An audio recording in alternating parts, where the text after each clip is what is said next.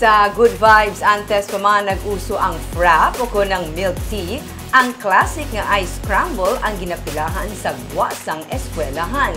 Kag may mga nagahimo pa karon sini. May report si Romeo Subaldo.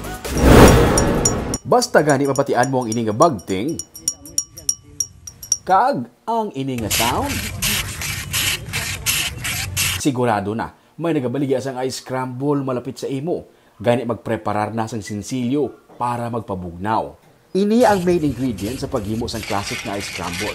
Ginashave ang ice sa built-in nga shave sa kareto, kag ginaipit ang ice. Duso butong tubtub mapuno sang ice ang container. Ginabutangan sang powdered skimmed milk, coloring, kag flavoring. Ginasamo-samo gamit ang inuman nga mano-mano nga mixer sa kareto. Kung nasamo na ang tanan, ginadugangan sang kalamay nga gula. Mix klahon liwat, kag ibutang sa cooler. Butangan sang liquid chocolate, sang una brown cow, subong Hershey's na. Dugangan sa condensed milk, kag pwede na ma-serve.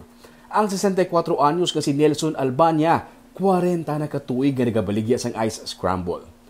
High school pa lang siya. Kung wala klase, nagabaligya sa sini para may pangbalon siya sa eskwelahan. Sa napatay ang iya nga amay, nagunta siya sa pag-eskwela kag nagsige na lang baligya sang ice scramble. Sa sini niya nga negosyo napatapos ang mga kabataan niya sa pag-eskwela. May pulis na siya nga bata, may isa nga ara sa abroad kag isa college student. Ginapauntat na siya sang iya kabataan para makapahuway pero siya mismo hindi magpahuway. Nagaluya siya kuno kun wala na siya sang ubrahon. Sa mga bata, hindi na ko maligya. Pwede, hindi pwede. Ginapauntat ka na sa mga bata mo? Oo. Pero hindi ka maguntat? Hindi. Nga man? Kaya nagaluya ko sa balay. Kula ka brahon? Nagaluya ka? Oo. Pila ka na sa bungaw? 64. Ha? 64. 64? Oo. Ay, ubin pa! Sa una, sagwa siya sang eskwelahan nagabaligya, subong diri na siya sa plaza sang Hinigaran. Sa lapi pa lang sang una ang presyo sang ice scramble, sang pagsugod niya baligya, subong na pulo na ka pesos ang kada cup. Ang iba niya nga mga suki sang una nga mga estudyante, subong mga professional na. Maisagani kuno kasi man nga suki niya sang una, ginbayaran ang napulo ka pesos nga scramble sang 200 pesos kag keep the change pa. Si man, pagkita na sa akon, baka sa scramble, ang yang 200. Ubos siya? Isa ka baso. Sisilwa. Isa ka baso lang in-order, bayaran niya ka 200. Sisilwa ng isang baso na.